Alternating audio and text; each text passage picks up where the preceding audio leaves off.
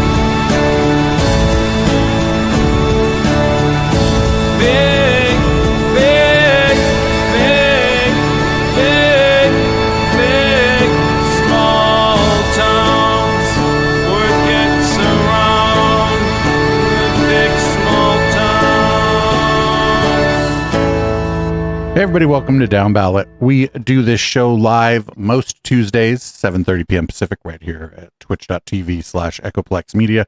Support this project by going to eplex.store or patreon.com/Echoplex at the $5 amount or higher. If you do that, you get the entire broadcast of the show, including red light, sent straight to your inbox. I would lie to you and say the next morning, but we'll go with the next afternoon. I'm producer Dave. You can find me on Blue Sky. That's Plex-Dave. And with you, as always, is the Councilman. You can find me on Blue Sky at PJ Allen 2. That's TWO, not the number. So check me out there. I'm over 100 followers now. I'm feeling really good about that. I'm on my way to 100,000. Just keep on clicking that follow button, folks. And any other day, you can probably find me up in public comment at your local city council or governmental meeting of some sort. But for right now, you can find me out there waving signs and carrying the flag and just generally being a miscreant, terrorist, protester dude, because that's just what the world calls for right now. That is what the world calls for. That is true. So, I don't know, there's a lot of shit going on in the world, but there's also less shit than usual, I guess, going on in the Bay Area this week. I guess you could also say that I'm in building the docket for this week, trying to recognize that we tend to gab a bit on this show, and you and I really get into chopping it up. So I want to make sure that we get to all of our items within a reasonable amount of time and don't belabor the point, as it were. So for you podcast listeners out there, trying to make sure that we can fit into your drive time between San Jose and San Francisco in that 2-hour commute window.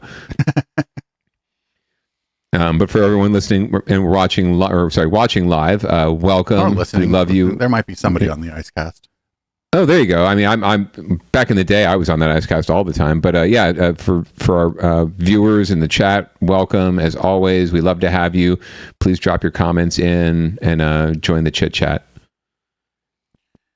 So, my God, this leading off story is interesting. This was like all over my social media, and I like how it says, anyway, maybe we can save some of our commentary for after this. They stuck a phone in San Francisco and then in some conservative part of Texas. And then you can, I don't know. I wish it would say like dial a chud or something on it. But you can dial someone of a allegedly different political persuasion from you. It's no guarantee that I think that either you picking up the phone in San Francisco are a lib or a bleeding heart progressive, and there's no guarantee that the person in Abilene, Texas, or wherever this directs you is a cold stone MAGA loving Republican. But we're going to find out more from this hit from our local news media. The conversations went from Waymos and Cybertrucks. Yeah, it's a Cybertruck just drove by. What do you think of those? To political parties. On the phone it says call a Republican. Do you consider yourself a staunch Republican? To current events. So what do you think about what's going on in Minneapolis right now? The biotech company Matter Neuroscience is behind a new payphone outside of Black Serum Tattoo on Valencia Street in San Francisco's Mission District. But this phone only calls one number, and on the other line is a stranger in Abilene, Texas. It's an effort to connect people across the political spectrum. So when you pick up the phone, it does say that your conversation is being recorded and that this is part of an experiment. I think our thesis is that humans are pretty awesome, and if given the opportunity, we'll really look to find common ground, because biologically that actually gives us a lot more happiness. Matt Bloom, who tried it in San Francisco, agrees. I think people are just trying to get through the day, relate to each other, and have a good life. In Abilene, the phone is in front of 7 and 1 Books. I talked to the owner. People are excited. I think the opportunity to have civil discourse in a time where there's so much polarization is important for people. This father and son told us about their experience. Not really anything political, really, but just it was kind of interesting to just see what's going on over there right now. I think it's amazing and great. I think it should be replicated and more of them all over the place. The company may be doing just that and expanding to other cities. In San Francisco, Gloria Rodriguez, ABC 7 News. Of course they're recording you.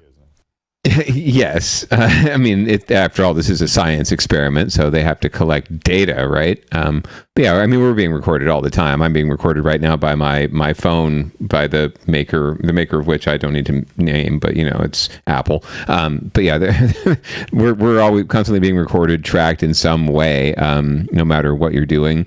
Even if you visit the Echoplex Media website, you're being tracked by cookies, right? So, yeah, you should definitely assume anytime you pick up the phone these days that someone else is listening, especially if it's a phone that's not yours. But yeah, very, very interesting concept. I wonder, I've done similar work. It's called campaign work and phone banking. You talk to all sorts of people when you're phone banking. You have no idea sometimes who's picking up the phone. It could be a Republican, could be a Libertarian, could be a Democrat, could be someone who doesn't care about their political party. And generally speaking, you're going to have, if you get someone on the phone when you're phone banking, you're going to have some pretty interesting conversations. So I wonder about this. Actually, I have a lot of questions, obviously, but as a political operative, I wonder, when you pick up the phone, is there a chance that they don't pick up, or does it ring people until someone does pick up? I'd be curious to know that. It picks up. It's just another phone. Right. So it's like it's rings on the other side, and someone just randomly passing by has to pick it up. You know, that's I don't know how I'd feel about the picking up the ringing phone on the other end, but it seems to be working and connecting people. I mean, and if it helps, you know, people to build better connections than they can in like the social media sphere or through political campaigns and just having dialogue outside of the heat of the campaign, I'm all for that. I've constantly said that, you know, there's no political campaign, there's no candidate, there's no cause that in, you know, a 3 or 6 month campaign is going to change any real hearts and minds. You're really just trying to mine the voter base for people that agree with you. You're really not trying to change anything, right? Or change perspectives. Even though they call it persuasion in my business. So you're really persuading them to the persuasion get the fuck out and vote. Persuading people to vote. Yeah, exactly. Getting the fucking vote for you, or just mark the ballot and actually mail it back in, is the real persuasion, even though in California, at least, we make it incredibly easy, but still requires that. So, it's the work that needs to be done to heal, or whatever you want to call it, bring the country together. You know, we've been spending 250 years trying to bring this country together, is going to be done outside of the political campaign sphere. So good to see this experiment. I wonder also, though, you know, who's listening and what are they collecting? It's a biotech firm. I don't know.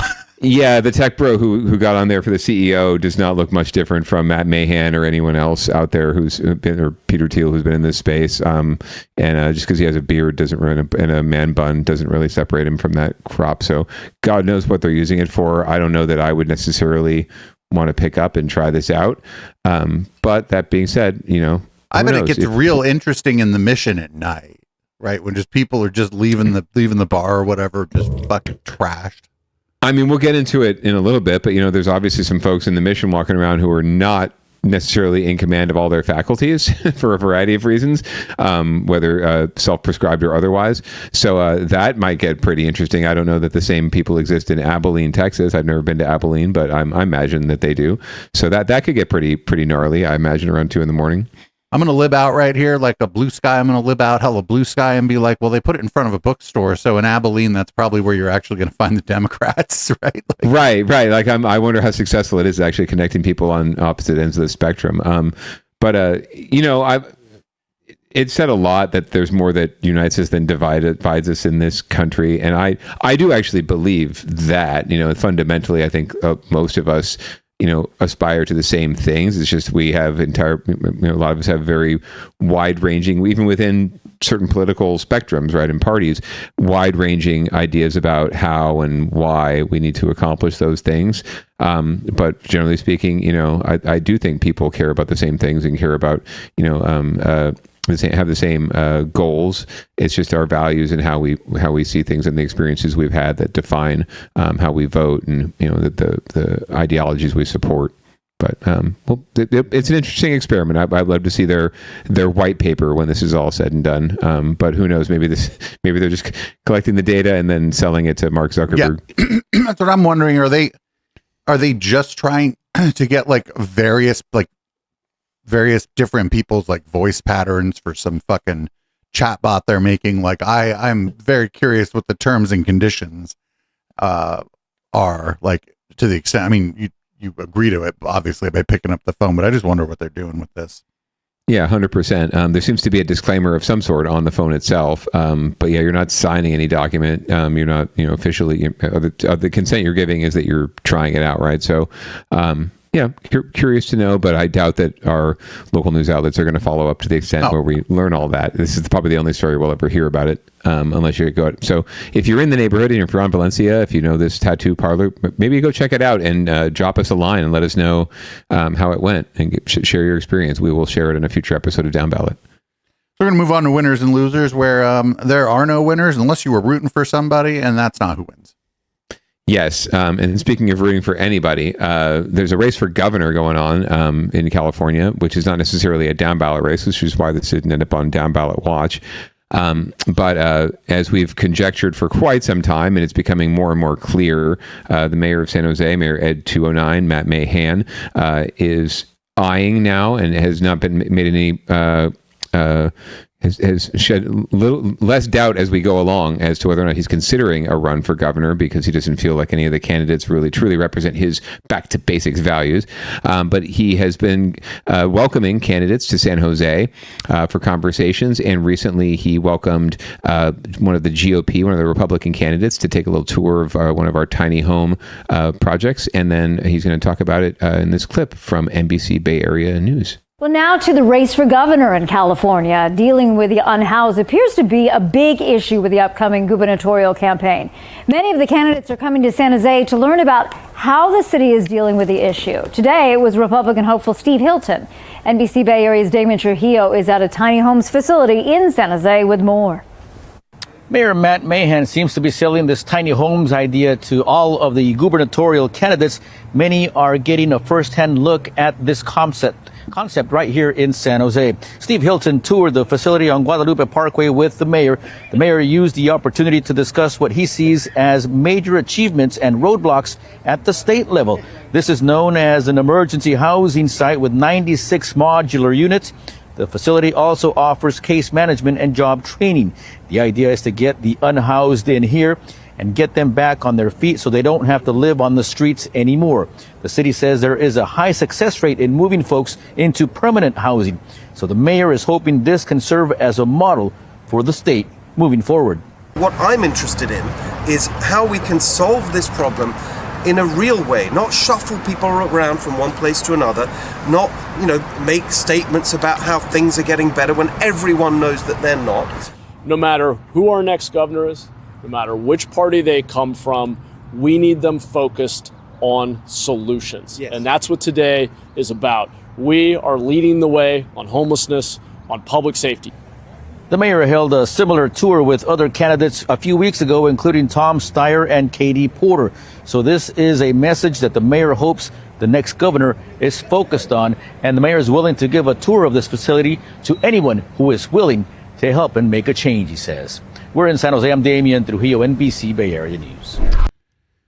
So the polling for this, and I know, whatever, I don't give a fuck that he showed this people they're like, oh, these are tiny homes, and it's like, oh, this is innovative. It's like, no, motherfucker, this has been like the dumbass fucking NIMBY solution to this. It's like, oh, make them cute and make them small, but they look like my house, but they're small, and actually nobody can live in there if it's my neighborhood. Like, we've talked about this for yes, this is not new at all. In fact, the facility that they're touring right there was actually initiated. The process to get it built was all initiated before Mayor Ed 209 even got his little skinny butt on the city council in the first place. So it's not something he should tout as a project that he championed. In fact, at the time when he ran to be the city council member for Almaden and all the prissy little white folks down there in their multi-million-dollar homes, he was one of the first to buy into all of their NIMBYism and anti unhoused attitude,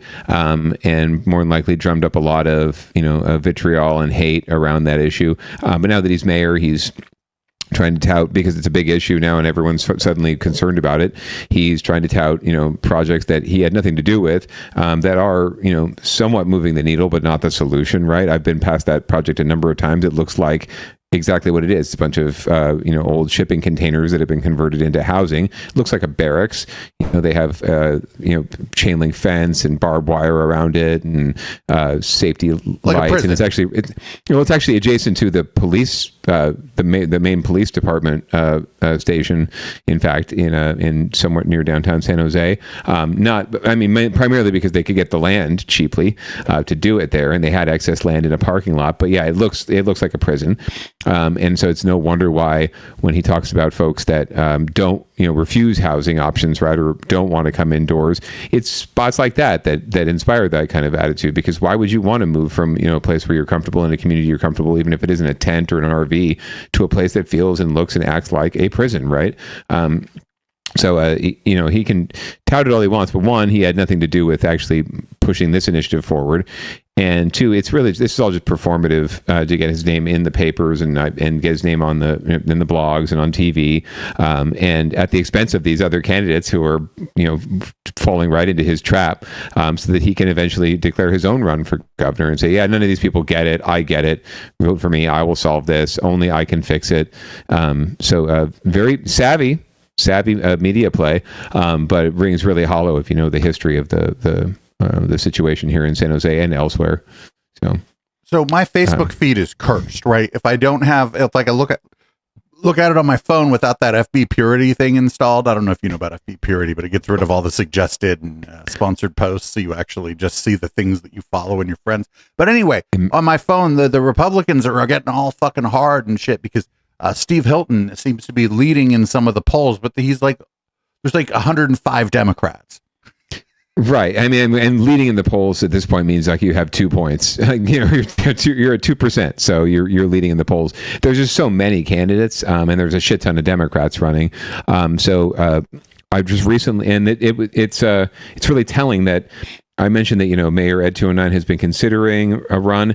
At first, I think last year his line was, no, I'm the mayor of San Jose. I have no interest in running for governor. And then that segued to, well, it's something on my radar, but not something I'm considering right now. To now, he now you forced me to do it, is what he's going to say. Well, yeah, now he has the denial of saying, well, none of these candidates really represent, what I'm looking for. And he says, what does he say now? I haven't crossed it off my list, or I haven't ruled it out. That's the best denial ever. I haven't ruled it out. So the very next step is I'm running. And so I think he may, what I think, and I would, if I was advising, I don't like him, right? But if I was advising him on this, I'd be like, you can still bide your time. If I don't know what we're looking at, do you know what the deadline to file is? Yeah, it'd be like beginning of March. It's about 180 days from election. Not 180 days, 120 days. 120. So he's like a month. He's got like a month and a couple weeks to decide. Yeah, I want to say first week of March is going to be the deadline. And sure enough, this is not very good visual, and there's no story on it yet. But the councilman got himself polled just over the weekend about this very thing. It was absolutely a poll from Mahan asking very specific questions about his record, and it was telling that. The poll even mentions there's too many candidates for, to take the time here to ask you about all of them. So we're just going to ask you about a few of them. And the ones that they highlight are Tom Steyer, Ian Calderon, and the two Republicans, and I think Antonio Villaraigosa, maybe, the former mayor of LA, all of whom either fall into the Republican, moderate, or sort of, dino kind of category. They would be in his lane, in other words. Right. And then it asks the question, well, there's, a ton of candidates, so we'll tell you about one in more depth. So tell us what month you were born in, right? So the councilman plugged in what month he was born in, and randomly, coincidence, I got Matt Mahan, right? So it's very easily, it could be considered a push poll or just a ploy to get more information about his chances. So we'll see if it comes back anywhere near viable, right? Like he could get 3 percentage points. I don't see much downside to him jumping in. He's midterm in his mayoral term, so he wouldn't lose his office, wouldn't have to abdicate his office to run for this seat. He could still be mayor even if he loses. And if he were to lose, he'd still build name ID statewide for a potential gubernatorial run in the future, or some other larger run, Congress, or another statewide office. So it's actually a sort of a win-win for him in a lot of ways. What if he gets like clobbered? Is there any downside if he just absolutely gets fucking clobbered? You're not going to get clobbered in a field like this. Like if he got to the runoff right in November and got clobbered, that would be a different story, because then it's just much more higher profile. With a race like, as you mentioned, there's a million fucking Democrats, including he is a Democrat technically on the dotted line, running. So if he were to not win, it wouldn't. I don't think anyone's going to be like losing. But like, what if he got like 2? And I mean by 2, I mean votes. Both. Well, that could be a different story. I frankly think he would do quite a bit better than that. I mean, most of the candidates outside of like Eric Swalwell and Katie Porter and like to some extent Tom Steyer, because he's on the fucking TV and with his ads, all the time right now with all his billions of dollars. Most of them don't have a whole lot of name recognition at all. So were they him to lose this race, no one's going to pay much mind to it. Even these Republicans like Steve Hilton, the Brit Republican, most people aren't going to care or know or remember in a couple of years. So I think it's kind of like a painless exercise for him. If he doesn't mind raising the money and putting himself out there, it's probably, at this point, might not be the worst idea in the world if he's looking at having a bigger political future. And if he were to be successful, hey, more power to him. But all signs point to him running, and this is all just really sad performative bullshit for the folks like me and the good wife who follow this shit for a living and been talking about it on this show. We've been talking about him potentially running for many months now. It's no surprise, but I actually hope he does run, so because it's always better to have been predicting something that folks are saying, oh, that's not going to happen, and then have it come true, than to sort of, poo-poo the thing and then it happens. So we'll win a little political credit if he does run, no matter what happens. So I'll be excited for that. And hey, if he wins, he's no longer San Jose's problem. Man, I guess so. So he's all of our fucking problem. Right. So fuck it. He's gonna learn. He's gonna learn real quick about Shasta County if he becomes the fucking governor. Let me tell you. That's very true. But in our next story, if he is lining up a run, he's making all the indications of who he actually supports and who his constituents actually would be. And it's certainly not you and me.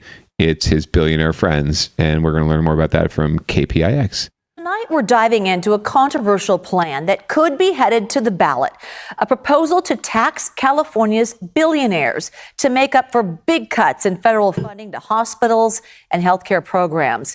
But as Max Darrow explains, some think it will actually drive money out of the state. We need to do this now. To Seema Kanani, a medical social worker for a major hospital system in Northern California, it is time to sound the alarm about the future of healthcare in California. We are at risk in the near future, actually, of having hospitals, ERs, community clinics closed down. For 19 years, she's been a member of the Healthcare Justice Union, the SEIU-UHW, and her union has come up with an emergency solution that it wants to put to California voters: a billionaire wealth tax. There are over 200 billionaires just in California. And so it's time for them to step up and do their part for the state that's given them so much. The idea, a one-time 5% tax on the wealth, not income, of billionaires that live in California. The union is proposing this to make up for massive federal healthcare spending cuts set to take place over the next decade, which will largely impact middle and lower income Californians. A lot of my patients will choose to kind of ration their diabetes medication or other medications that they can't afford because they have to choose between paying their electricity bill or getting their medication. A December analysis from California's nonpartisan legislative analyst's office revealed the billionaire tax would likely generate tens of billions of dollars over several years. It also notes state income tax revenues would likely decrease by hundreds of millions of dollars per year on an ongoing basis if the ultra-wealthy leave the state. The latter is what San Jose Mayor Matt Mahan is concerned will happen. Is we will actually increasingly have to rely on middle class and working families to fill that gap. That's who will lose here. The people who will benefit are the taxpayers of Texas and Arizona and Florida, who will now have more billionaires relocating to their state and sharing in the burden of paying for their public services and their infrastructure. Mahan thinks it would do more harm than good. It's incredibly risky. We're talking about putting at risk the driver of our economy, the job creation engine of California, for a one-time tax to subsidize a system that is rife with waste, fraud, and abuse. He says, what the fuck? Picture solutions. Hold on. So the driver of the economy is the rich people who don't do any work. Correct, not the small businesses that he touts 364 days of the year as the backbone of the economy because it's because it's true. It's the billionaires. It's the Zuckerbergs and the Peter Thiels and the Mark Andreessens who are really propping up this whole system. Man, this guy's going to get clobbered if he runs for governor. People are, I would, if I was running against him, if he starts climbing the polls and he starts catching up to me, I'm running this over and over and over and over again, being like, Matt Mahan is friends with billionaires. Are you? I mean, it's a good play, but at the same time, when he gets into the line about, and we'll let the clip play out, but when he gets into the message about fraud and abuse and misappropriation of funds, that does resonate with a lot of people, and so rooting out that takes precedence over actually paying for the shit we need with a lot of folks, a lot of people who vote. So it's not the worst play in the world, and again, he'll need those folks to line his campaign coffers too if he decides to run. But let's let the clip play out here. Addressing wealth inequality, that includes pursuing national reforms to the tax code to close loopholes. We make it far too easy for very wealthy individuals to avoid paying taxes on their accumulated assets. Kanani says this is about saving the healthcare system and is not meant to be the silver bullet for wealth inequality. The life and the American dream that California is known for is not going to exist if the healthcare collapse happens. So I would welcome anyone that has other ways to tackle it to suggest so. She's hopeful the proposition will receive enough signatures and ultimately will be put to the voters in November. The billionaire tax proposal has not qualified for the November ballot yet. So according to the California Secretary of State's office, it will need just under 875,000 signatures by June 24th to qualify for the ballot. That's going to get on the ballot. That ain't shit. You do that in an afternoon in fucking Alameda County. 100%, and SEIU has the money to back a signature gathering effort like that. It costs a good amount of money to get people out there gathering the signatures. You're not going to do this through like a volunteer effort, so it can cost anywhere from like $5 to $10, even sometimes a signature, to pay people to gather them. But yeah, they're gonna make it happen, and we'll see. And if it's on the ballot at the same time as governor, it puts a lot of heat on the governor's race too, right? And how you come down on this issue. But Matt Mahan, even Governor Gavin Newsom have staked out a claim against this measure. Gavin's obviously looking at his own run in a couple of years for president. Yeah, he's going to need those same assholes to give him fucking. I think Gavin absolutely tanked his chances of winning a Democratic primary by letting little fucking twerp ass Ben Shapiro bully him around on his own podcast. But that's just my opinion. Yeah, but the argument that the middle class and the working class are going to end up paying the price for this, it really just rings very hollow. I mean, if any one of these billionaires stays in California, right, out of the 200, that their wealth tax alone would make up for whatever difference in income tax that gets dropped. And by the way, other reports and experts will point out that billionaires, these tech billionaires and CEOs, they have never paid the income tax rate that you or I or anyone in the working class they do this thing. Pay. They do this thing, right, where they keep their money in stocks or whatever, or things that are not taxable, and then they just borrow money against the fucking the solid asset, essentially. Right. That's why as long as their solid assets are more than their debt, they never really have to pay back any of the loans because they just take out another fucking loan, pay off the last one. Right. That's why this is a wealth tax and not geared as an income tax, right? Because they're already avoiding, and we already have enough loopholes for them to avoid making an income, right? So this is on their wealth. So I've seen plenty of data on it. I've seen billionaires and their supporters trying to make the case for the poor billionaire who, I could, if I get into some certain wealth structure and investment structure, I could be cash poor and not be able to pay my tax, and it could ruin my company. It's like fucking world's tiniest violin playing for these fuckers right now. If your net worth is fucking, I don't care how many, you just get all that puts them in a situation where they just got to fucking sell something to somebody else. Right. It's pocket lint. It's a rounding error. This is the kind of rounding error that could, potentially create a massive impact on our state finances and our ability to get people housed, to get people healthcare, to do all of these things. it boggles my mind, like someone like Tom Steyer, even to be frank, he's a billionaire. He's spending all this money, hundreds of millions of dollars on these campaign ads and running for governor and running for this or that. And it's like, dude, you talk about in your ads, I'm going to build 1 million homes. I'm going to provide healthcare for everyone. You could do that just by cutting a check. You don't have to run for fucking governor. Instead of running for office, just start helping pay to build fucking homes.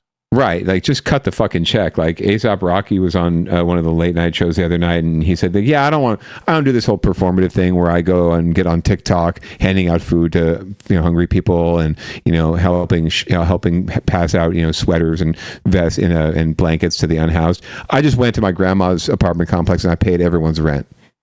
That's all. And I don't need to be on TikTok for that. It's like, just do that. Like, why other than ego, why run for governor? Just freaking solve the problem. Get together with your tech bros who have billions of dollars and solve the problem.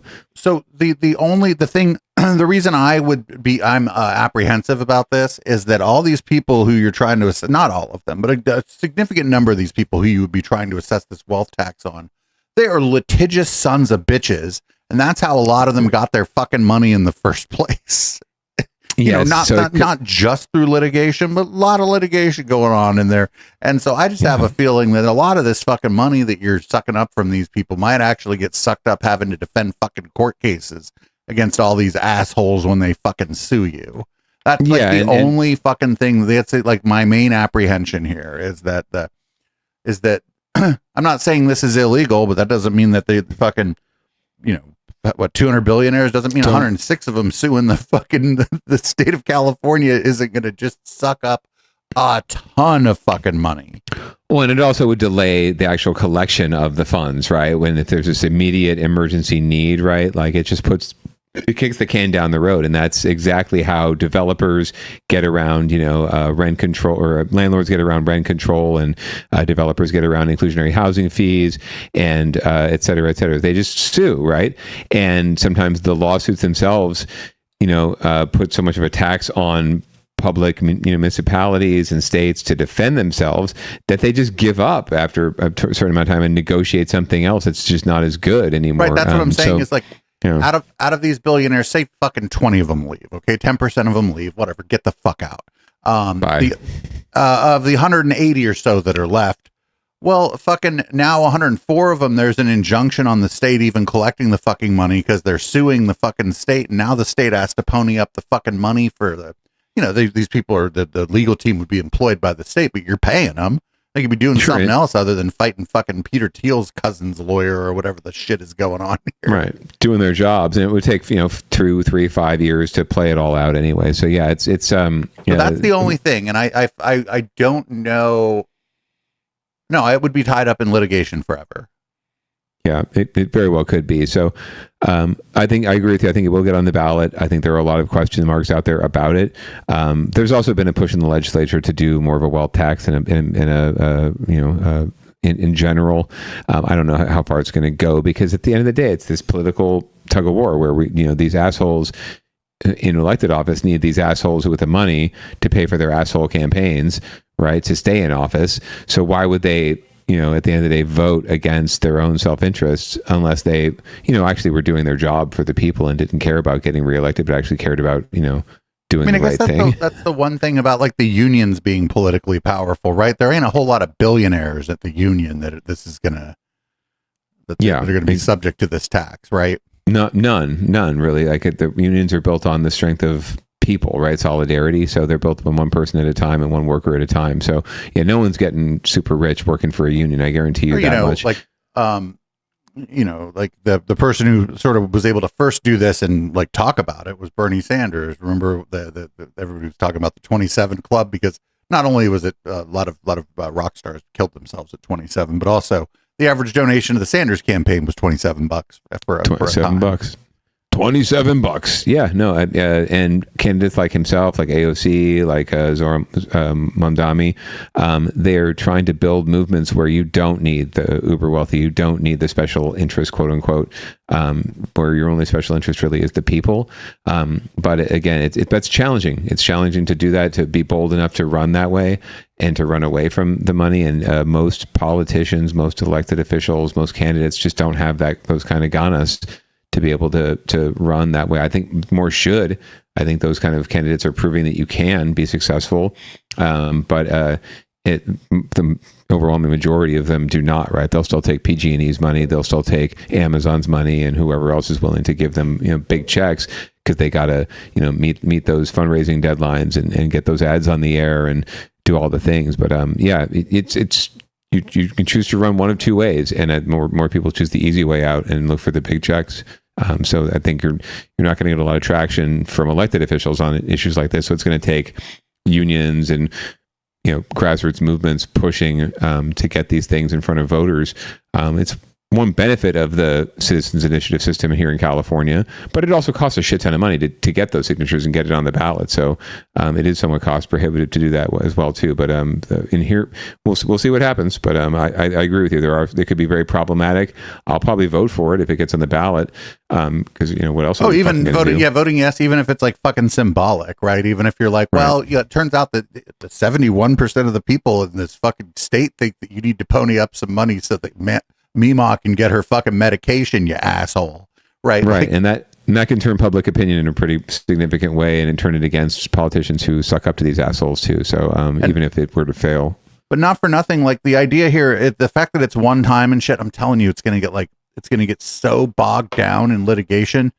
Yeah. Like a better thing, and I don't want to spend too much time on this, and this idea isn't fully baked, but instead of this, what if we tried to do something where if your net worth is over, I don't know, $100 million, every fucking year you take a 1% haircut on every fucking dollar you have over $100 million, and it goes into the state coffers.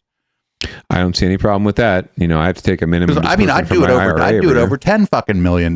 My God, alms for the poor and shit. I'd make it 0.5% from 10 to 100. Like that's really what when Alex Lee and other Assemblymember Alex Lee, who's a local guy here in the Bay Area, and others have proposed like a wealth tax or a estate tax, things like that. That's exactly how they play it out. It's all based on percentages, and you pay a certain rate over a certain amount of money, right, or a certain amount of wealth.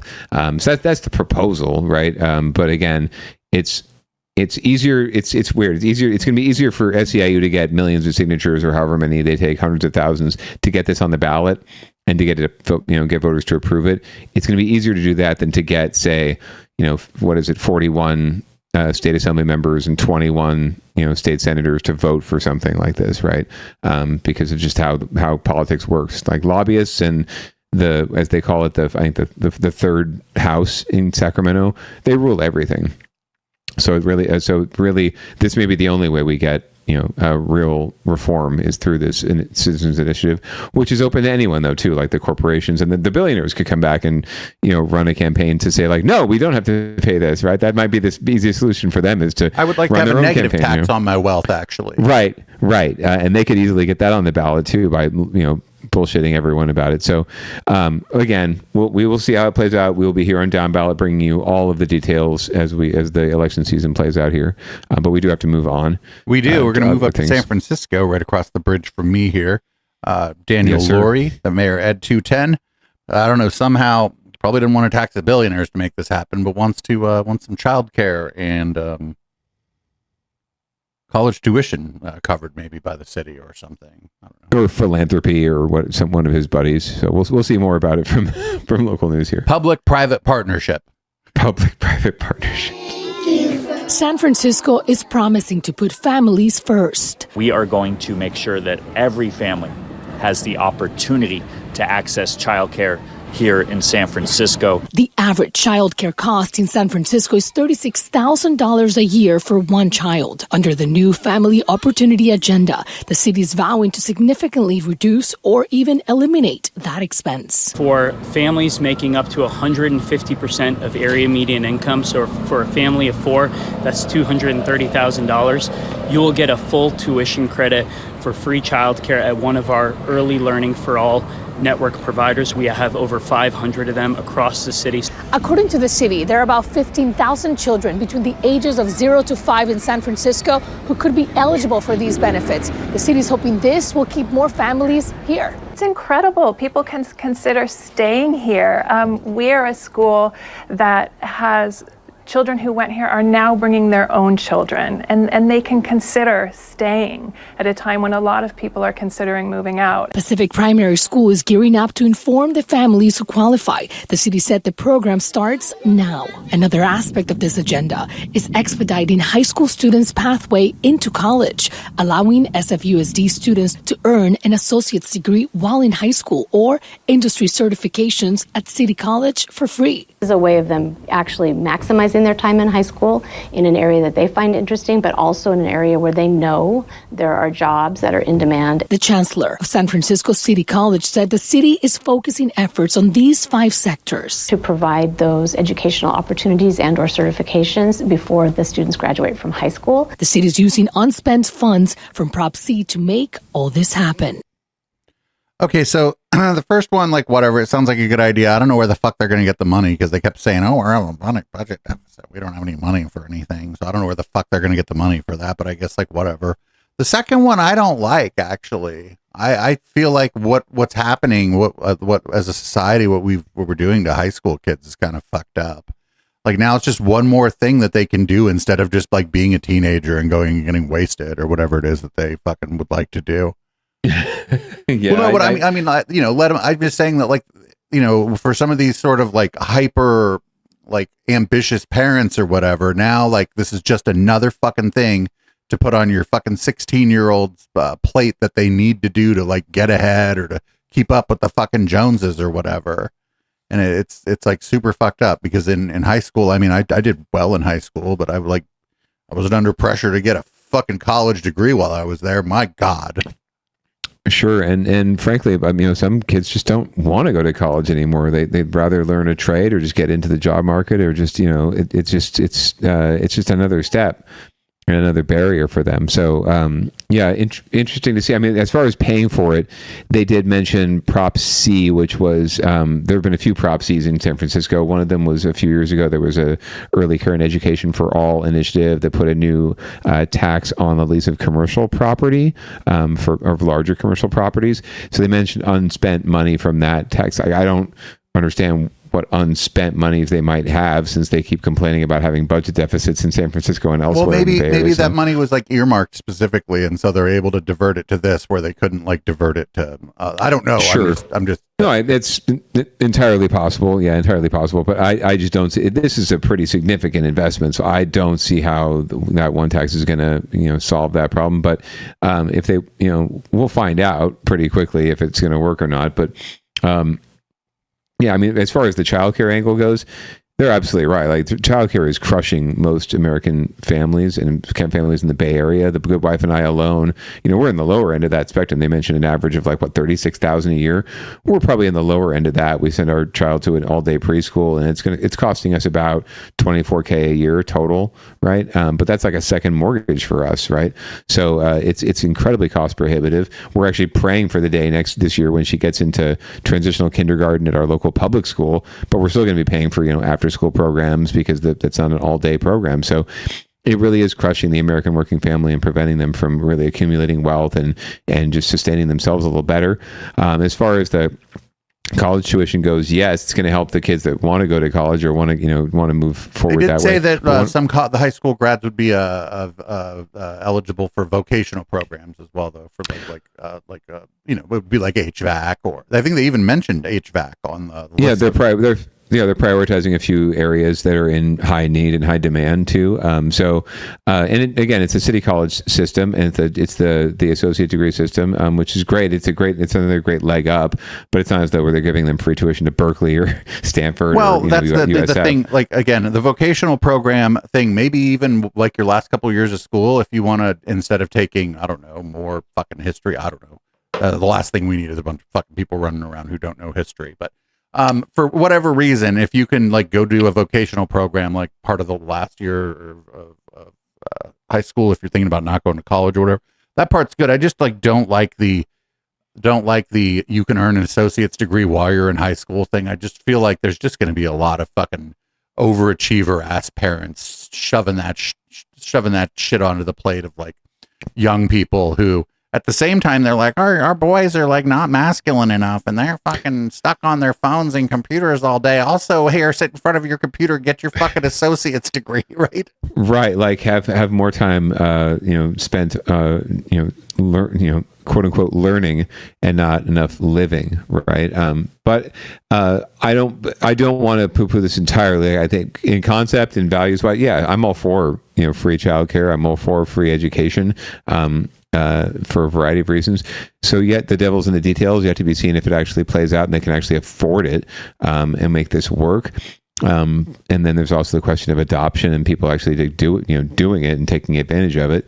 We got to roll it out properly. So in a way, I'm happily optimistic on this one and willing to see what happens. But Mayor Ed 210 needs a couple wins here and there with families, because all he's doing elsewhere is trying to, imprison everybody and put more cops in the street and basically create a police state in San Francisco. This next story is like one flew over the fucking cuckoo's nest. Well, here it is from Fox KTVU, Fox Local here. 100%. Oh, you could tell the show's live, everybody, because if you're watching on YouTube, you could tell the show's live. And San Francisco leaders are working on a new bill they say would allow the treatment of those battling mental illness, even if they don't want the help. KTVU's Kristen Cafton joins us live. And Kristen, the bill would allow the courts to authorize involuntary medication for some people with serious mental health conditions. Yeah, really, Claudine, city. I mean, if a country other than America was doing this, I'd be like, well, I don't know. You're going to have to give me more details. But in America, fuck that. I'll fucking while out you fucking call an ICE agent like a nasty thing, and they're like, here's some fucking Thorazine. Shut the fuck up, liberal. Electroshock. Respecting the rights of those who are battling mental illness and making sure they get the medication they need.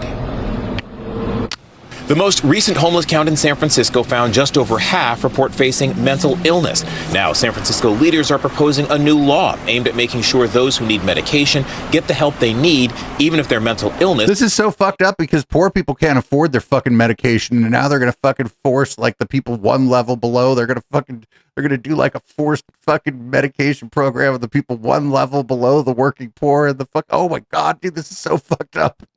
Well, we need a wealth tax to solve this problem too, apparently. But anyway. They don't need it. I'm announcing legislation. Yeah, you take all of fucking Elon's ketamine and give it to people. Fuck. Court-ordered assistant outpatient treatment, because we know right now our system is not working. San Francisco Assemblymember Catherine Stephanie is authoring the bill, and Mayor Daniel Lurie is sponsoring it. This bill allows a court, based on medical evidence and individual circumstances, to authorize involuntary medication when a person lacks the capacity to consent. The bill would allow the courts to order Wait, if you lack the capacity to consent, I'll just force it on them anyway. That's a fucking man's solution if I ever fucking heard one.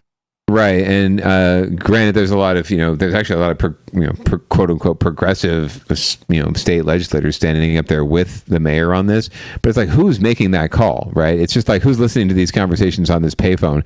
Who's making that call? Who is saying like, oh, you don't have the capacity to determine what you need, and then how are they forcing this on them? Like, are they just like holding them down and injecting them? Are they like imprisoning them? Yeah, that's what I mean. Okay, so there's a couple things. One, like if you are unable to care for yourself or whatever, and you don't have any direct family or anybody willing to like take power of attorney for you, you may end up being the ward of the state, right? But then like now you're a ward of the state, and they start pumping you through it full of Thorazine so you don't fucking bother anybody. I mean, this is what this is going to be, right? Oh, 100%. This is Nurse Ratched all the way, right? Like medication, time for medication. Like it's, I mean, maybe, and fine, maybe we're just going to the extreme on this, but like that's exactly what they said. Like we're giving them the thing that we determine that they need, that they don't think that they need or don't know that they need, right? And it's like, do I want to help? I want to help everyone, right? I want to help people with especially if you have severe mental illness, but like there's so many people who are mentally ill because they're homeless, right? Like we've talked about this on this show. It's not that as though that they're homeless or they're unhoused or they're on the street because they have mental illness. They have mental illness because they're on the street, right? They have severe trauma, and I question like again, who's determining who's in need, what they need, and how they need to get it, and how are you applying it too? Like, how are you actually going to give them this medication? Like, no one's going down in the street and saying, here's some pills, take the pills. No, you're going to hold this person down and force them to take the pills or shoot them full of it, right? And you need them sedated in some way to do that. And where are you going to do it, right? Institutions. Are we bringing back, Agnews and other, mental health institutions? Are we bringing back, asylums? Jail cell. Well, yeah, there's another story we could have put on the docket here about like these quote unquote safe centers or something that San Francisco is going to build to house these folks once they're basically arrested and forced to take this medication. And then what happens later? Like, what are you doing for these people besides just giving them medication? Like, are you going to help them resolve the problems that got them traumatized and gave them mental illness in the first place, right? Or are you just giving them... This is like One Flew Over the Cuckoo's Nest meets A Brave New World. Right, completely. Like, and everyone's smiling and nodding and saying, yes, this is what we need to do. Because at the end of the day, like, everyone's going to talk about being compassionate and helping people.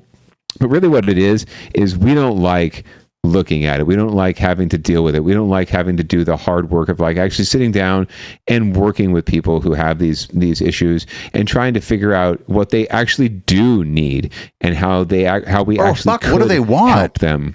Like, right, what's good for them? Have you even I know that they're homeless. They who cares what they want? Well, what do they want?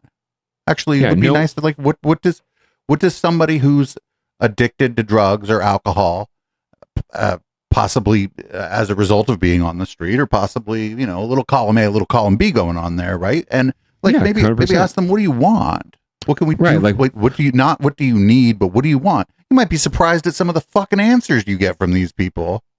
Right. Like I question, Assembly Member Stefani and all the others up there. Like, have you ever experienced, mental health issues? Have you ever experienced this, dissociative disorders and I forget what they call them, but neurological conditions, right? Have you ever experienced this? Do you have people in your family who have experienced this? I do. I have direct brothers who experience these issues and have dealt with these issues, right? And it's been unconscionable to me the things that the state has done to try to solve their problems when really no one's ever asked them what was wrong. No one's ever asked them what they need, right? And again, I know it sounds weird and people don't like it. Ask what they want. Yeah, like I'm just telling you, you might be like, I would love an apartment where I could have a dog. And you're like, what? You're a fucking coke addict. It's like, but dude, I fucking want an apartment and a dog. All right. You're like, right. They call it lived experience, right? And a lot of nonprofits,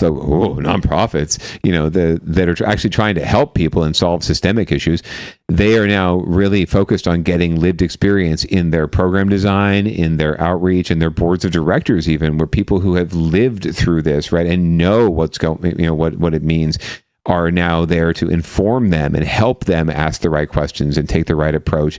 But government, no, there's no lived experience requirement for government commissions or elected officials or any of that, or any of these programs. It's all just about, we think this thing because we're educated and, we're scholarly and we know best, right? It's this father knows best bullshit. And it's like, it's not going to solve the problem. At the end of the day, they're just going to end up with a much more medicated, folks who are, in less control of their faculties than they were before, right? And just become, and then we're responsible for them at that point, right? They're wards of the state. How are we funding that? How are we funding their lives when if this is about helping don't worry, them? They can't sue.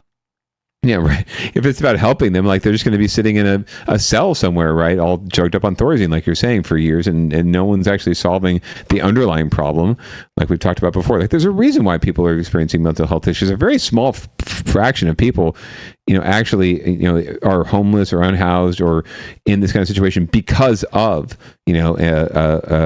an inherent or a natural mental health issue. A lot of them, it's trauma that's caused by the situation, the system that's put them in the place that they are. So we're not solving any kind of underlying systemic problems. That feeling like if for whatever reason you've been locked out of your house and it's raining, maybe those of you who have kids, your kids with you, you don't want to break your window, or you don't know how to break into your own house. You don't have your neighbors aren't cool enough to have you don't know them well enough for them to have a key or whatever, and just think of that sort of panic that you feel for until you can get into your house. Then imagine that just being the fucking like the base norm. level of your amount of stress and anxiety about your well-being and ability to shelter from the elements. That's the best that it gets right there, basically, for you. That level of anxiety. 100%. This is just the extreme or the result of, when you're driving, when you're driving to work or whatever, right? Or you're dropping the kids off at school, and you see the guy or the gal or whoever, the family on the corner, with a sign that says, homeless, need help, anything will help, right? And some of us, it's like, I give as much as I can, but at least at the very least, I acknowledge their presence, right? I look at them, I nod at them, I smile at them, I say hello, right? I'm not going to ignore the fact that they exist. Most people just ignore that they're even there, right? They don't want to look at it. They're waiting so patient. They're waiting like desperately for the light to change so that they can move on with their day and not have to think about it anymore. That's exactly what this is. It's like, let's put these folks away, just like with the tiny homes and everything else. Let's put these folks somewhere where we don't have to look at them every day and they don't have to bother our petty little existence, moving from place to place, doing commerce, right? Doing our little lives and worried about our little bullshit that is so minuscule compared to what these folks are dealing with on a day-to-day basis. We just want them out of the way. And this is an extreme version of that. We'll drug them up and put them away, and you don't have to look at them anymore. Citizens, you can just go about your day and do your thing and go shop at Nordstrom and go do your job and pay your income taxes and pay your bills and go eat Chipotle and not worry about them anymore. And it's just disgusting to frame it all around like compassion and common sense. Like, give me a break, right? Give me a break. Ultimate politician response. I bet the next minute 20 of that's going to turn around, actually. Yes, I'm sure I'll be much less livid at the end of it. For some of those with serious mental health. Wait, no, that's just some fucking dude that lives in the hate doing yoga. He's doing Tai Chi, yeah. What the fuck, dude? I mean, there's probably something wrong. There's something wrong with all of us. Someone to undergo assisted outpatient treatment, but they can't force them to take medication. Mental health experts say the bill could help some patients too ill to help themselves. What this changes is that for individuals who really require psychiatric medications for their condition to improve, under due process protections, they would be able to be transported to a hospital environment to receive those medications that have been recommended by a what hospital? Where? And then return to the community. And what due process? Care. Supporters of the bill say it would come with guardrails to impose treatment in a humane way and protect the rights of those facing mental illness. They still have a due process hearing. They still go through that process to preserve their rights. But, dying on the streets because they weren't treated with their civil rights intact, doesn't make any sense. That is the lack of compassion. That is what we're trying to say. Now, we have reached out to civil liberties groups to see what kinds of issues involuntary medication raises, but so far we've not heard back. Now, as we said, Assemblymember Stephanie is writing that bill, and San Francisco's Board of Supervisors is expected to vote on a resolution supporting that bill as well. We're live in San Francisco. Christian Cafton, KTVU, Fox 2 News. They called some fucking civil liberty groups, and they're like, "Why you were asking the question what the potential problems with this are?" Right, like they should have called Downballot. Like we would have given them a really good schooling on that. So please call our show, Assemblymember Stephanie and others. We'll happily tell you all the things that are wrong about this. And the even more laughable is this concept of due process. Oh, they still get their due process and their rights. You just said that they're not in control of their own faculties and can't make decisions for themselves. So how is your due process or your court hearing or whatever it is going to solve that issue, right? Like this is going to be a conveyor belt. Yeah, if they don't have an understanding of whatever drugs you think they need to be better, more, sedate citizens, how are they going to have any concept of some sort of court procedure or due process rights or any of that? They've checked out from all of that, right? You're not approaching this with the proper perspective and the proper reverence for that. You're going to run into things where people have like interactions with the medications that you're giving them, because these people aren't going to have like proper medical records available. So you're going to be in this situation where, you're fucking, you're pumping people full of fucking stuff they don't want. You don't know how their body's going to react to it. You don't know their medical history because they don't fucking just have it. And so this is going to, this, first of all, this can't work. Luckily enough, there's no bandwidth to do this, right? Like where the fuck are you going to do this? Exactly. Where are these folks going to be when you're doing this? Like, who's taking care of them? Right. We've already said that, like, earlier in this freaking show, there's people proposing a billionaire tax because we don't have the fucking public resources to fund our current healthcare system. So how are you going to? Well, where are you providing the care for these folks? If you're forcibly injecting people with probably antipsychotics and barbiturates, you know what? San Francisco will find a way. Yeah, just need like a guard to, manage watch the ward, right? And make sure no one escapes. That's pretty much all you need, right? You just, make sure they get their medication and the doctors can come for like 5 minutes a day and administer it. And then the guards just sort of stand there and watch with their hands on their holsters until someone tries to escape and then someone gets shot, right? Only a matter of time. You'd have the same companies that have rebranded. That used to be prison companies, but now have names like with a tree as their logo. Right. So yeah, good fucking luck with this fascist bullshit. And it takes the whole sheen off of anything you're trying to do to help with like childcare and college education, right? Like, great, fantastic. But over here, you're helping, the people that voted for you and line your campaign coffers. And then over here, you're just shitting on people that have no rights or that you don't feel have any rights and have very little control over their own lives, and just dumping on them, and forcing them into, to whatever solution you think is best for them, and just getting them out of the way of the same people you're trying to help over here, right? So it just rings totally hollow, and it makes them sound like fucking hypocrites. But what else is new? It's local politics. Like, that's just, I just don't know. Fuck it. They're not going to be able to find the fucking money for this anywhere, so it doesn't matter. So they could fucking do this all day long. They're not going to be able to actually do this. No, it's this care court is the sort of shorthand for it, and it's been proposed for many years, and it hasn't gotten anywhere because, again, yeah, you're right. Like, who's going to pay for it? How are they going to manage it? We don't have the capacity and the bandwidth to do it anyway. So I'm not horribly concerned that it's going to cause massive upheaval, but it's just in concept alone and values wise, it's like you're approaching this problem like so many problems that we face that are systemic. We're approaching it from a very much curing the symptom, not the cause, right? So I don't think even if it were to be implemented, it's not going to solve the problem that you're going to get judges going. You're just going to get judges that are like, I'm not forcing. What are you talking? You're going to get just tons of judges that are just like criminal judges or whatever. That they're just like, these are like California judges. They're like, you're going to be like, this is a violation of the Constitution. I can't Right. Like, even if this goes through or whatever, like this will be fucking tied up in legislation for a long ass time before one flew over the cuckoo's nest any fucking poor soul.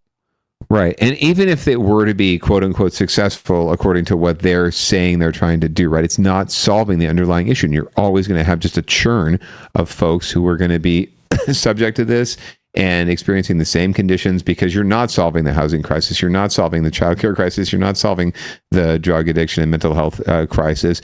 You're just putting a fucking Band-Aid on it and shoving it under the rug so that we don't have to deal with it right now. And it's just going to come back around eventually and bite you in the ass. So even if it were quote unquote successful, it's not going to solve shit. It's just going to end us up in the same space we are now, only with a whole bunch more drugged up people who don't have any concept of what's going on, as opposed to folks who you might actually be able to, like you said, talk to and ask, what the fuck do you want? Like, what do you need? How can we help? Not, we're helping. Such white person mansplaining bullshit, right? Like, such white savior bullshit is going on here. It's just it's not shocking. I hate to say it's shocking. It's just infuriating that it just keeps happening, especially in like a quote unquote liberal bastion like San Francisco. Like, bullshit. Fuck you. We're not a progressive bastion. We've got like the Daniel Nury and Matt Mahan and these assholes. Like, there's no fucking way you can call us progressive or liberal bastions anymore. Like, we're buying into this shit. Not you and me, obviously, producer Dave, but our friends and neighbors are buying into this shit. So you can't call us like the progressive enclave or bubble anymore. When we subscribe to the same kind of bullshit that Trump would be doing, frankly. So fuck these guys. And we should move on. We should. Speaking of like, I guess we say annoying white people or annoyed white people. Then the new Sunset District of San Francisco supervisor tried to get a measure on the ballot to get rid of the Sunset Dunes Park, or partially get rid of the Sunset Dunes Park, I guess, and put the fucking road back, or like reopen the road on the weekdays. On the weekdays. Here we go. This sounds complicated and stupid. Let's hear about it. Fight over Sunset Dunes and the closure of part of Great Highway seems like it is not going away. We have talked about this story so many times, and that fight continued tonight with a push to get signatures to take the first steps to once again reopen the highway. Voters approved Prop K. It is open. Look, it's open to bike traffic. I know, right? People, it looks wide open to me. That 2-mile stretch turned into a park called Sunset Dunes. Octopuses. And it sparked a massive backlash from a lot of people who live on the west side specifically. One of their legal challenges to Prop K was just tossed out of court last week. You might think, okay, that's it. But people who live in the Sunset, who support the effort to reopen the Great Highway once again, did get a victory last year. They were able to successfully recall their supervisor, Joel. Yeah, but that wasn't a victory for the thing they won. They just threw a temper tantrum. Pretty much. His successor, Supervisor Alan Wong, has been a vocal advocate for reopening the Great Highway. He tried to introduce a ballot measure that would have opened the road back up to cars on weekdays, but he couldn't get the signatures he needed before a 5 o'clock deadline today. Amanda Harry heard from people on both sides of this issue, all including those already planning their next steps.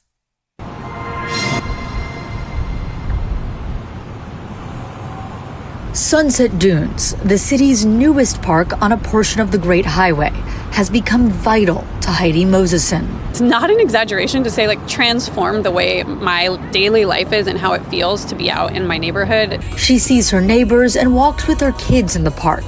But all of that had the potential to come to an end. New District 4 Supervisor Alan Wong tried to get a measure on the June ballot to reopen the Great Highway to vehicles, but failed to get the support of 3 other supervisors needed to do so. Moseson finds it exhausting to be going through this process again. Under 3 weeks, introducing the fact that he was going to try to put this back on the ballot was super disappointing and disheartening. She says the majority of the city of San Francisco supports the park, voting it into existence back in November of 2024. Despite that, former supervisor Joel Engardio was recalled over this issue. Wong was just appointed to the office on December 1st. On the 19th, announced hasn't put any animals in a refrigerator. Try to reopen the street. Yes, he has that in his corner. Statement, he says he's not done fighting, saying, while the measure will not move forward at this time, it is clear from continued community engagement that a compromise approach remains important. I'm proud to stand with the Sunset District and will support a community-driven petition effort to put this measure on the ballot. Retired San Francisco police commander and West Side resident Richard Correa is a leader of that effort, starting the process of gathering signatures citywide to get a measure to reopen the highway on the November ballot. We're incredibly confident. Look, we had no trouble getting signatures removing Joel Engardio over this Great Highway issue. Yeah, but that's because it was in your district and they all threw a temper tantrum. Over traffic congestion and accessibility since the closure. I don't like policy that leaves people behind. This has left the handicapped behind, the elderly, people with kids, people that have to drive. But Moseson argues they already voted on the park. She hopes they can move on to other issues. We want to work with our supervisor to build the most thriving Sunset District that we can, and we see the park as a huge part of that. And there's so much our neighborhood should focus on. We want to work on public transit, schools, supporting our local businesses. Including the ones that put dead cats in the freezer. After the Great Highway lawsuit was tossed last week, a statement Engardio said it's time to consider Sunset Dunes settled, adding the park's benefits far outweigh the fears of traffic jams that never happened. Hell yeah. Good. He's running. I hope he runs. I hope he runs again. Yeah, and takes that fucking seat back. Fuck yes. Dude, that lady, she was like, I don't know. She's like, me and my kids go out there. Like, they showed footage of it. It looked like everybody was fucking totally, like, unless that's old footage, if that was from now, that's in the winter, too. A little bit cold out and shit. Yeah, it's I don't understand. She's probably right. Like as far as these the traffic fears that never materialize, which happens all the time when it comes to road closures or right sizing or road diets or whatever you want to call them. There's always a lot of fear beforehand that never actually plays out.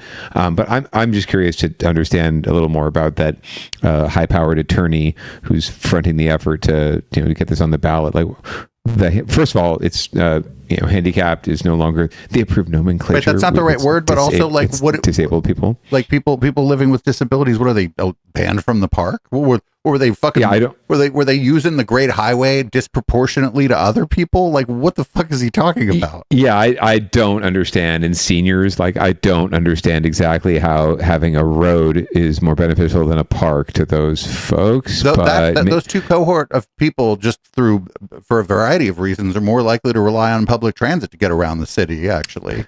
Yeah, so I mean, to our point in the previous story, like, let's ask them what they need. Let's ask the lady in the wheelchair, like, what do you think of the Great Highway, the Dunes Park? She's like, oh, I was over there the other day. It's fantastic. People were very nice to me. Right. I'm not at risk of getting run the fuck over by a car. Like that's very nice, and seniors too. So the people on the bicycle do smell really bad, but. Right. So I'm not physically disabled. I'm not a senior. So I would want to ask them, again, what they want, what they need. But I think in this particular case, we can probably conjecture that or assume that it's probably more beneficial to have a park than have a road. But I don't know. Let's ask them first. I don't know if that guy's ever asked them either. He's just using them as a political prop and tool, right? Just like with Prop 13, like, don't change Prop 13. It will hurt the seniors, right? And these poor seniors who probably, no one ever asked them.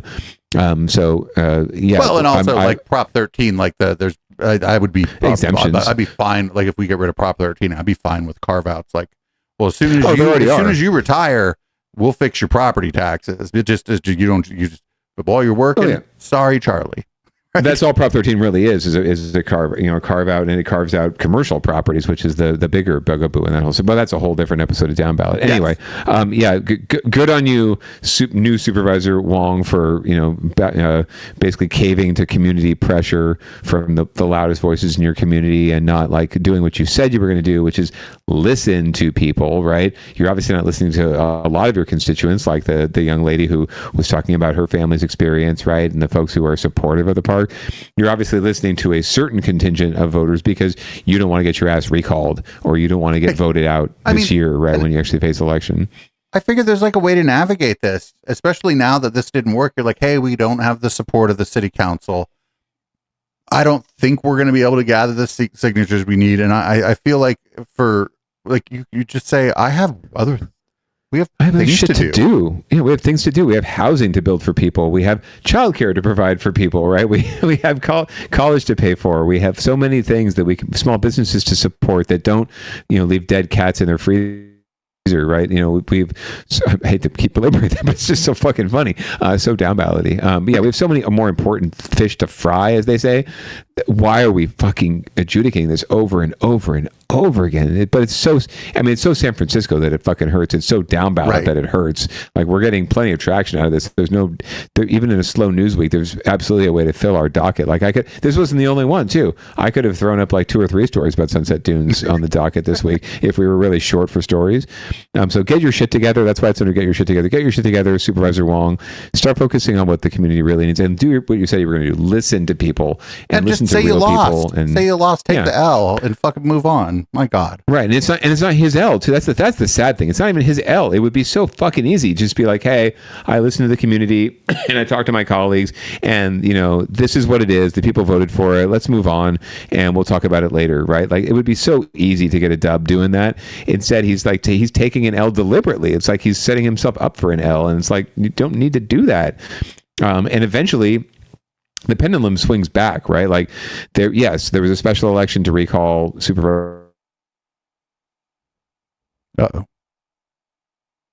Nice and frothy, but the pendulum always swings back, and once people, the greater majority, more than likely, of folks see what's the hypocrisy of all this, they'll come out and support, the park. They'll come out and support, even in Gardio, if he tries to run again this year. I wouldn't put it past him. I would encourage him to do it. We've been encouraging him here on Downballot to do it. Do it just to do it, even if you lose. Fuck it. Yeah, but I think the pendulum swings back, and you'll find that when folks are actually paying attention, like a lot of times recalls work, and these kind of negative campaigns because people work just like vote the bums out, like whoever they are. Right, and they're the ones, and the people that are pissed off and have a gripe or have some sort of problem, they're the ones paying attention. They're the ones that know that an election's happening, that are more likely to vote. And the majority of people are just like, yeah, it's a cool park, like whatever, bro. I don't need to there's a vote. Oh shit, I missed the vote. It's like they're not the type that are really that engaged in the first place, right? But when you give them a reason and you put it in front of their face, and people can see, like, yeah, this is fucking bullshit, they will come out and they will vote the right, they will support the right thing, and they will do the right thing. So I look forward to this battle continuing and seeing this new supervisor face the wrath of the rational people in his district who actually, who voted for this in the first place, who voted against the recall or would have if they knew there was an election happening. I dare you to try and put it on a November ballot and put it up there alongside yourself, right? So you're basically tied to it, and the fate of the measure is the fate of your stint in office, right? I dare you to keep pushing this and see how far it gets you. Is a loser. We're going to move on here to Down Ballot Watch. We only have one story in the Down Ballot Watch section. Candidates vying to replace Nancy Pelosi. They faced off in a public forum. Let's see. There's only a 2-minute clip of this. I'm not going to watch the whole thing. Fuck that. Never going to watch the whole thing. Only 3 candidates, so maybe on a public comment sometime we can do it. But yeah, we'll get a little Cliff's Notes from NBC Bay Area. Things are heating up in the race for the congressional seat the former Speaker of the House, Nancy Pelosi, leaves behind when she retires. Tonight, 3 candidates faced off in the first major debate of that race. As NBC Bear's Alyssa Gord explains, all the candidates are well aware that what is at stake is the city's longtime progressive politics. One of these 3 faces could be the next U.S. congressperson representing San Francisco, trying to fill the enormous shoes of Speaker Emerita Nancy Pelosi, who will retire at the end of her term. More than 2,000 people RSVP'd to this forum in the city. San Francisco Supervisor and Budget Chair Connie Chan emphasized her experience balancing San Francisco's budget and her focus on the needs of working people. That is what we have done together, to make sure that our most vulnerable have the resources that they need, that they can thrive in San Francisco without selling San Francisco. Shoykat Chakrabarty, a former tech worker and chief of staff to Congresswoman Alexandra Ocasio-Cortez, framed himself as part of the progressive movement kicked off by New York City's new mayor. We're going to take on not just MAGA Republicans, but corporate money and the failed Democratic establishment.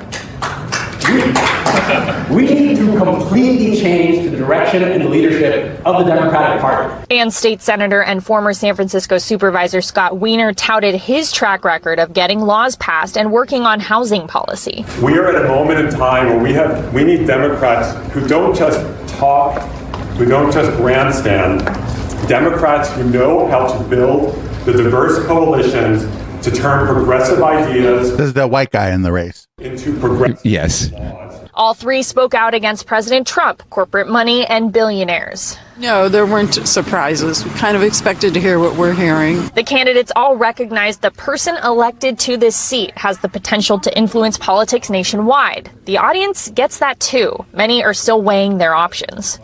Oh, I really have to do more research. Yeah, I think I am very undecided right now. The candidates have 5 months to differentiate themselves and to win over voters. The June primary will be here before we know it. In San Francisco, Alyssa Gord, NBC, Bay Area News.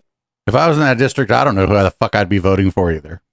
Me neither. And to say that, Nancy Pelosi was one thing. Like, Nancy Pelosi was a fucking force, but she built herself into a force over 30 years in politics and 30 years in the House, and decades and decades in politics. So it's not as though whoever comes into this seat is suddenly going to have the same kind of pull and sway that she did. They're still going to have to build credibility in the same way she did over the years. So the idea that any one of 435 Congress members can really affect like massive change is kind of a joke in a way. Like, I mean, let's look at AOC alone, right? Like, she's a Congress member, right?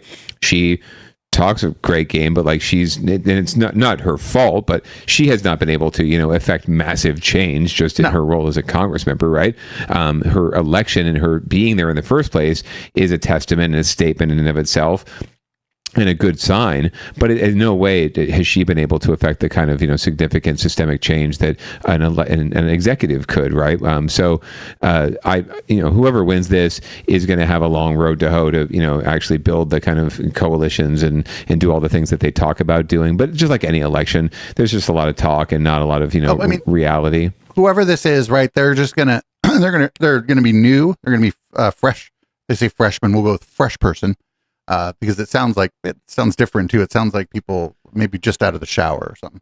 They're going to be a fresh person.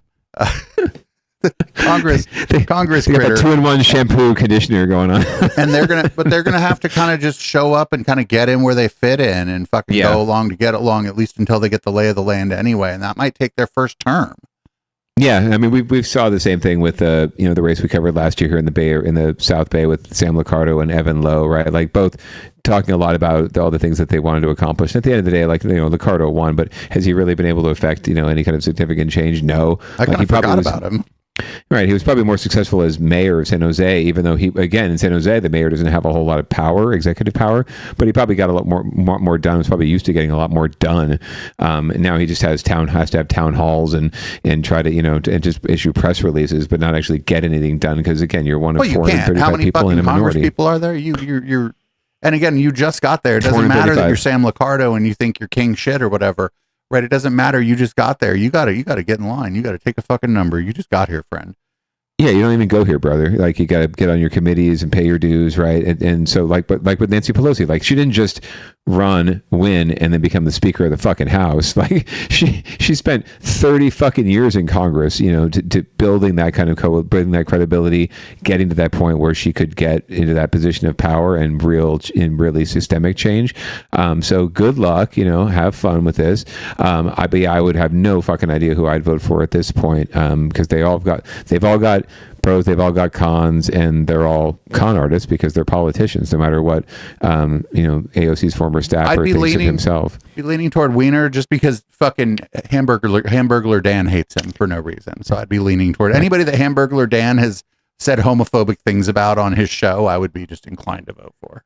If you want someone who he probably reflects San Francisco probably the best, and he's probably gotten the most done as a legislator. Oh, right? White, gay, and now upper middle class. Yeah, that's San Francisco. Yeah, right. Very much so. He's never, and he hasn't been in executive power, but he's been pretty bold in his work as a legislator, especially on housing policy, and he's not been unafraid to introduce real significant legislation and get things. He's actually gotten things done. He has led on bills that have made a significant change in primarily housing policy, but just policy in general. So if you want someone who's going to be able to get shit done, he's the only one that really has the proven track record in it.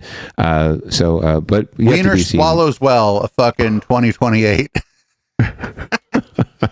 Hamburglar Dan would lose his Hamburglar fucking Dan, mind. campaign manager for Scott Wiener. Although I know that Wiener has been pissing off folks. He's obviously Jewish and comes from that persuasion, but he's that could also be one of the reasons Hamburglar Dan doesn't like him. Although I don't think Hamburglar Dan is smart enough to figure out that the guy's Jewish. True, and Wiener has also run afoul of some in the Jewish community recently because he has expressed support for Palestinian rights and for two-state solutions and things like this that are pretty much anathemas to Zionists and other really hardline Jews. Well, what Jewish? The thing is American Jews. There's a million Jewish communities split on that one. So yeah, there's factions on factions on factions, right? They're not a monolith. Right. So they're like everybody else. So I think they're like everybody else. Yeah, I think he has the best chance because he's the most established candidate. He's got the most political backing. And inside San Francisco too, probably just name recognition and legacy. Yes. Well, I guess what you would call legacy that we don't understand really because we don't live in the city. Yes, I mean name ID rules when it comes to elections, right? Like that's why if you look at the gubernatorial race, that's why Swalwell and Katie Porter and even Steve Hilton would be leading, right? Because they've actually got people who know who they are before the race actually starts, before the mailers start flying and the ads start flying on TV and social media and the news and the online news.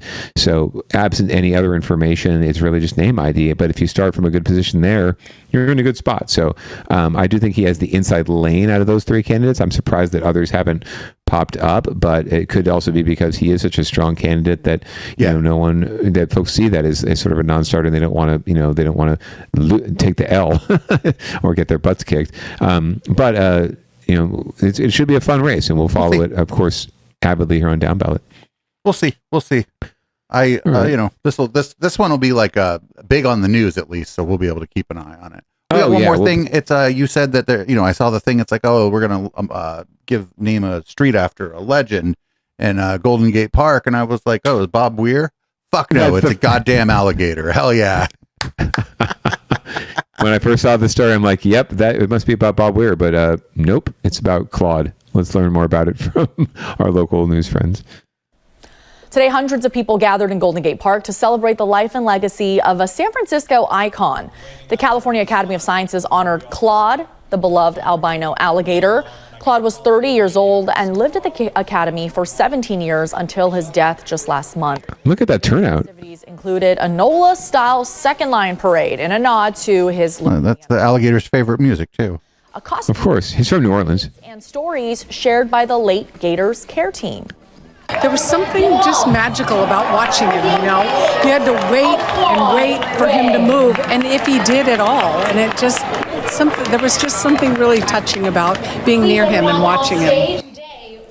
City officials also unveiled the signage for Claude the Alligator Way, officially changing the name of the street that runs in front of the Cal Academy.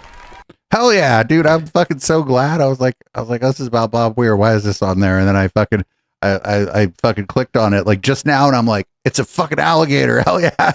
Good job, Councilman. None of that hippie shit on Downballot. Hell no. No, good for Claude and respect. Although it's important to note that an albino alligator would not survive very long in the wild. So the fact that he was in a basically a museum or a zoo probably prolonged his life because that's why there's a reason why albino alligators and albino anything are so rare, is that they would be eaten by predators pretty much instantly. So in the wild. So good on him for having such a great life and lucking out and being in that space. To live in San Francisco and live the good life. Have to be a fan of that marching band. I mean, come on. Right. So and Lucille was there from the local mascot was there to celebrate him. So good on him. Great turnout too. I mean, that was fantastic. I wonder. I saw some visuals from Bob Weir's memorial. I don't think they had as many people, frankly. No, much love to Bobby, but still, rest in peace. But yeah, good on Claude. It's all about the alligator way. Let's all, if we could only all follow the alligator way, we might all be better off. Maybe they could rename the Great Highway the Alligator Way Park or something. They should have. Right. Just to piss those people off more. Claude Sand Dunes Park. Anyway, that's another thing for this week. Another animal interest story. There was one about a car running into a church, but even though no one died, I didn't really feel like celebrating a church getting plowed into by a car. So we'll get back to vehicle versus structure at a later date.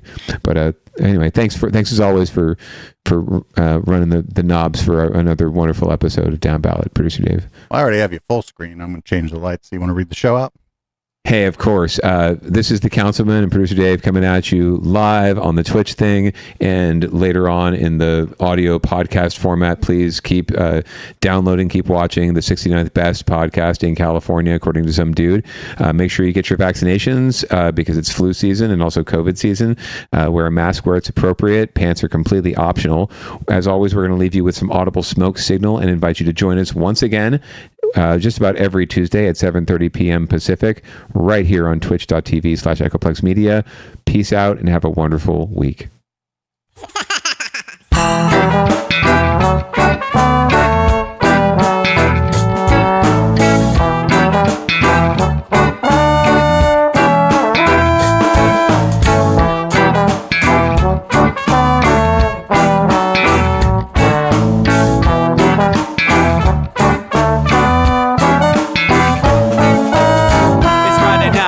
Time to get the party started. Pick up my phone just to check and see who's calling. Dress up real nice for the ladies at the bar, and I'm driving in my car just to get to where they are.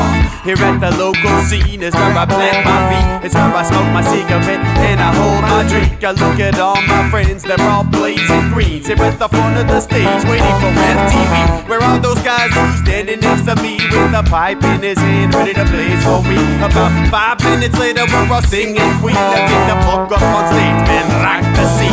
Yeah, we do what we want, and what we want is to jam. So sit back and enjoy the band.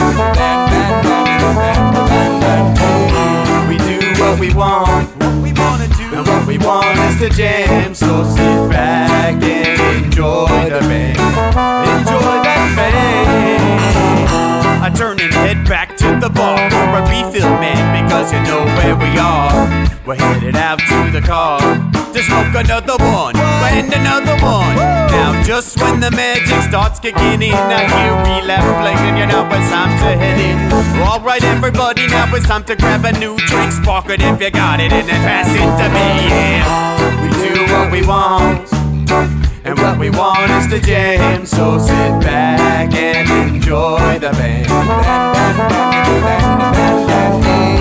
We do what we want to do, and what we want is to jam. So sit back and enjoy the band. Enjoy that band. Last up on the bill for the show tonight is Down and Dirty at 5, so we're headed outside to spark up another joint. Now who's got my lighter? Stoner E, of course, shouldn't you be inside? I'm all up in this bitch, being who I gotta be. I'm fucked up like the U.S. economy. The truth is that I don't think logically. Stoner E take you on a psychedelic odyssey. Now inside motherfuckers is rockin' me, and outside shit we smoke a lot of broccoli. Rocky the roller, yo, that sexy girl be jockin' me. Ain't too drunk to fuck, but I'll probably do it sloppily.